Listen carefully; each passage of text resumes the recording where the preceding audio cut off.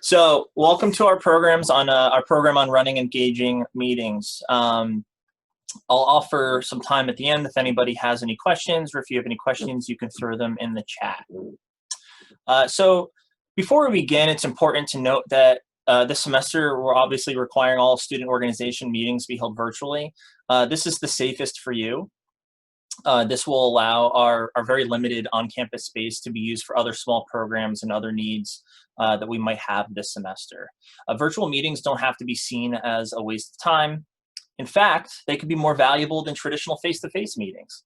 While we're currently forced into a situation right now where we need to rely on virtual meetings in a normal semester, we could view virtual meetings as an opportunity to have more participation for commuters and those with busy schedules who may not be able to travel to campus. So I'm going to go through the steps of kind of what things you should think about in terms of hosting a virtual meeting and how to make it as engaging as possible. So the first step to driving engagement, and to get people to actually participate in virtual meetings needs to happen long before the meeting actually starts. So when you're thinking about before the meeting, make sure to create that Zoom link well in advance and send it out to participants with the meeting's agenda. If you want your members to be engaged during your meeting, help them show up ready to engage. The easiest way to do this is with a good agenda.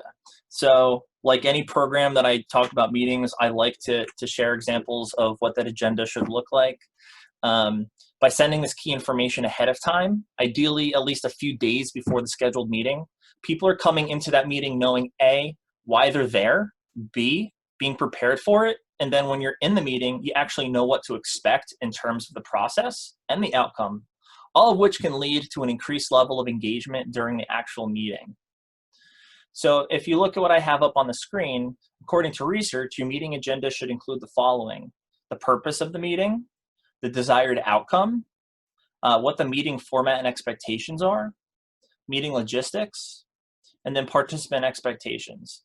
Obviously, if you're going to have a weekly meeting throughout the entire semester, you don't need to go over this in detail at every meeting, but it's important that your meeting participants have this information so they understand what they're walking into. Because if you're the one leading the meeting, you're going to want to have expectations around what that meeting looks like. Obviously, that happens in person too, but it's just as important to think about when you're holding your meeting virtually. So also, give your members some say in the agenda and in the meeting itself. If meetings are constantly thrust upon people and they have no control, their desire to engage is diminished. So if you're an organization that has different committees, you have different chair people, make sure that they're on the agenda and that you give them the opportunity to share what they've been working on, what their committee's been working on, any updates that are pertinent to the greater organization. So now it's time to meet.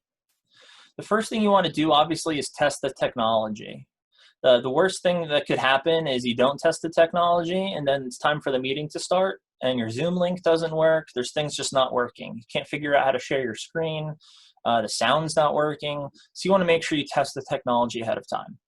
The meeting leader should log in no less than 10 minutes before the meeting is scheduled. Again, that gives you time to test the technology. My tip is always to play some upbeat music as members wait for the meeting to begin. Make video a must. Since everyone on the call is separated by distance, the best thing you can do to make everyone at least feel like they're in the same room is to use video. Video makes people feel more engaged because it allows your members to see each other's emotions and reactions, which immediately humanizes the room. No longer are they just voices on a phone line, they're the faces of your members together, interacting. Without video, you'll never know if the dead silence in a virtual meeting is happening because somebody's not paying attention, or because they're rolling their eyes in exasperation or nodding their head in agreement. We all know facial expressions matter, particularly when we're not in person or meeting virtually, they matter even more. Also, if you have a member who is hard of hearing or deaf, everyone being on video is extremely helpful for those individuals. Now, do not worry about Zooming from your bedroom, you have a mess in the background, or you're wearing your pajamas. You have children running around, etc., etc. This is our new reality, and I think we can cut each other some slack and just be comfortable. None of us are Zooming from the Today Show. We don't have to make a huge production of it. So let's make sure we all keep this in mind. But again, it's really important that we use video and we ask our members to turn their videos on when we're meeting. Co-facilitation. Whenever possible, make sure there are more than one meeting facilitator. Not only does this help keep members' attention, it promotes shared leadership. So again, I kind of said this before, but if we have members on the agenda that are committee chairs, other people, it's great to have other voices. If it's one person who's doing 90% of the talking in a meeting, that's going to get really boring for your members, right? So it's important to have co-facilitation, to have a plan about what individuals are reporting, leading through discussion, leading through a program or whatever you're doing within your meeting. Make sure it's not just the same one or two people all the time. Get everyone involved. Some of your members are naturally going to be more engaged and talkative during your virtual meetings. On the other hand, if you have members who are more introverted, it might be harder for them to speak up. As a leader, it's your job to make sure that those people are just as engaged and have just as many opportunities to contribute during your virtual team meetings as the more outspoken members of your organization. I, for one, fall into this category. I'm a very introverted individual. If you saw one of our staff meetings, I'm usually the one who sits there quietly. Not that I don't want to engage, but sometimes I don't know how to engage. And I typically don't speak until I'm called upon. But again, that just has to do with me being an introvert. But it's important that you give people the opportunity to speak and really make sure that they feel like they're a part of the organization and a part of that meeting. So during the meeting, take stock of everyone's participation levels. If you notice a few members dominating the conversation, make sure to interject to give other people an opportunity to engage. If members seem shy or reluctant to participate, let them know they can send a private message to the meeting facilitator with their idea. You can even read it out loud anonymously if that makes the individual feel more comfortable. So this is key. In a virtual meeting, you need to stop regularly to take everyone's temperature. And I do mean everyone. Go right around the list asking each person for input.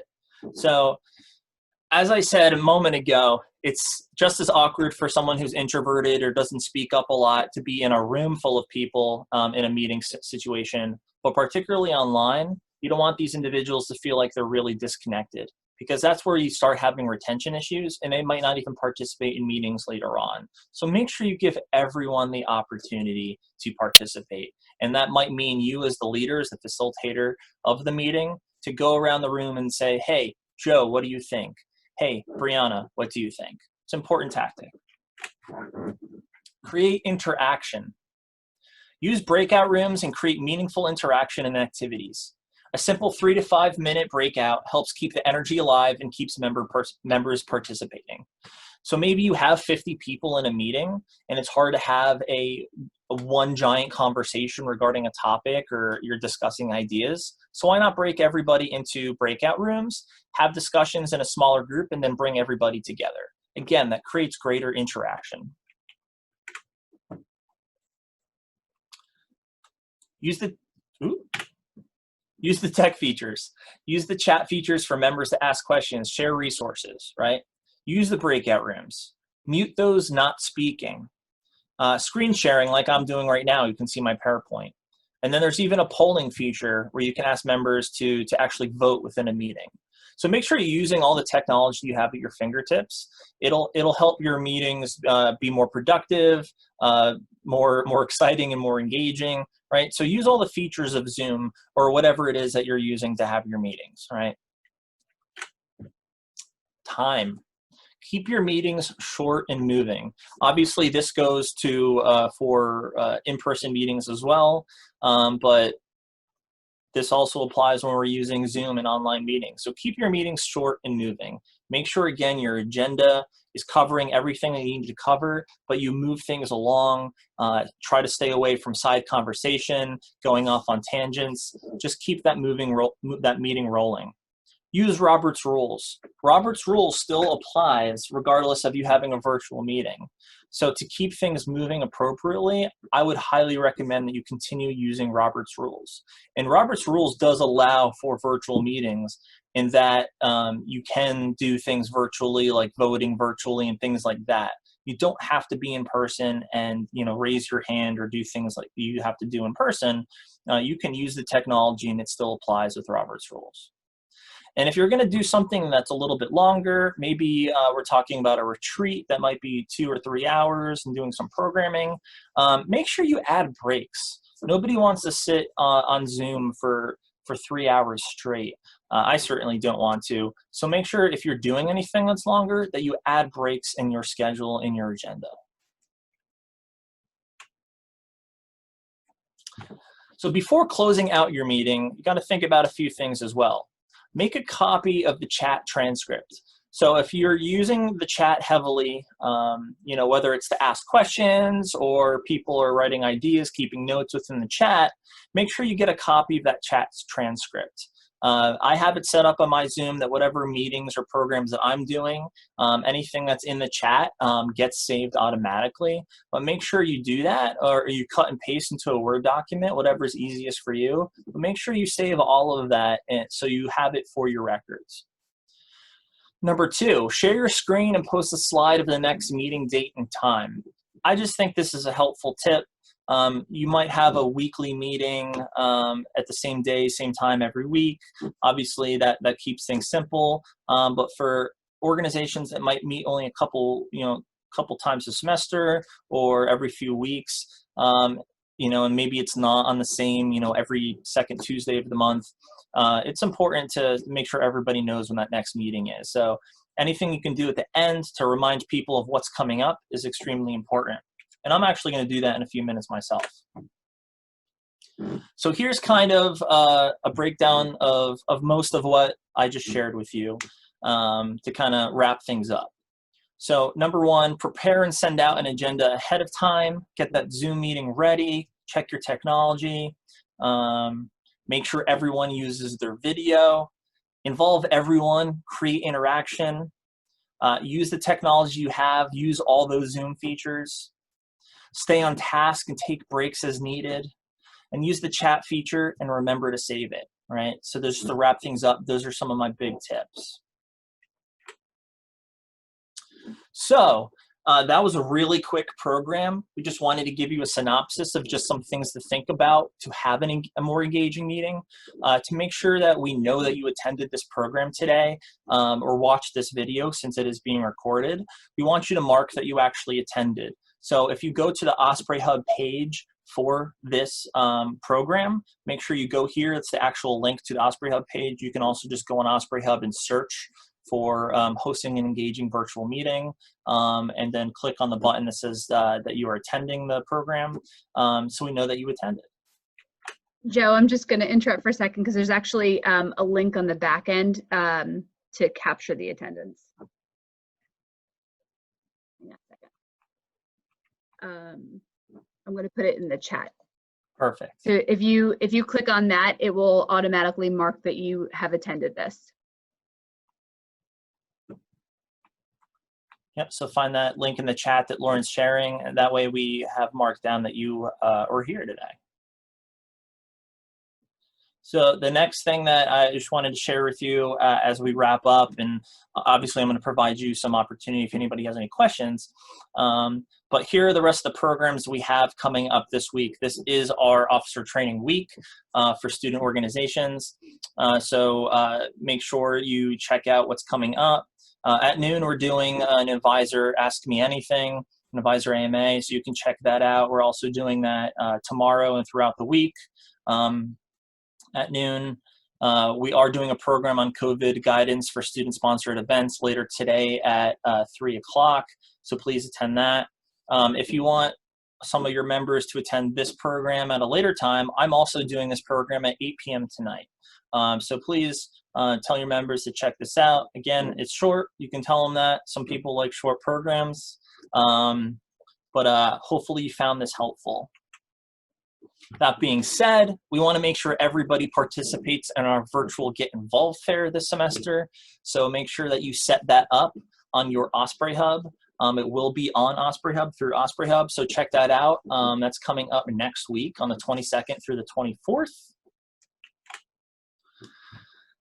And Just because we're virtual this semester doesn't mean we're not doing university weekend. It's going to be a little bit different this semester because we're going to be doing it virtually, but we're still going to be doing our university weekend October 8th through the 11th. So that concludes. Programs too, if anybody is interested in being part of it. Absolutely. So does anybody have any questions that I can answer for you, maybe based on some of my tips or just anything else that you thought of? This might be a dumb question. I'm Mina, I'm from Tri Delta. So we hosted our first chapter meeting for the semester last night, and 40 minutes into the Zoom meeting, it kicked us out. I'm not sure if Stockton is still doing where like students can have like the full amount of time that they need, or if there's something else I need to do to make sure our members don't get kicked out after 40 minutes. Yes, that's a great question. So what you can actually do is Stockton has upgraded everybody's Zoom accounts, but your personal account will not have been actually upgraded unless you go to the zoom.stockton.us and log in through Zoom on the Stockton website through that URL. Once you do that, it'll have the opportunity for your account to actually be upgraded automatically. Until you do that, if you were to log into Zoom normally, it will cut you off on the 40 minutes, limit the amount of participation. But we do have that feature enabled. You just need to first go to the website, log in there for the opportunity for the system to upgrade your account. Okay, thank you. Nina, are you the host who created that meeting? Yes. Okay. Cool. So if I was going to say if it was somebody else who was host. I'm sorry. Go ahead. No, yeah, it was me who like did the Zoom, like the link. But if I upgrade the Zoom now, would the link be upgraded as well, or should I make a new link after that? It should work. Okay. I think that any meeting that you had created with your old access should automatically be upgraded too. Okay, awesome. Thank you so much. Yep. And then another quick thing that I don't think Joe covered, but I just want to make sure, especially since a lot of us are Zoom newbies in terms of hosting a meeting. If you are hosting your meeting, make sure that you log in through stockton.edu/Zoom and click on Start the Meeting rather than just clicking your participant link, because then that will allow you to be the host and allow you to share your screen and record if you need to, give permission for other people to share their screen. But if you are just clicking the same link that you're sending to your other members or the other attendees, then it will think that you're just a participant. So you'll be able to join, but you won't be able to share your screen or do those other things that hosts can do.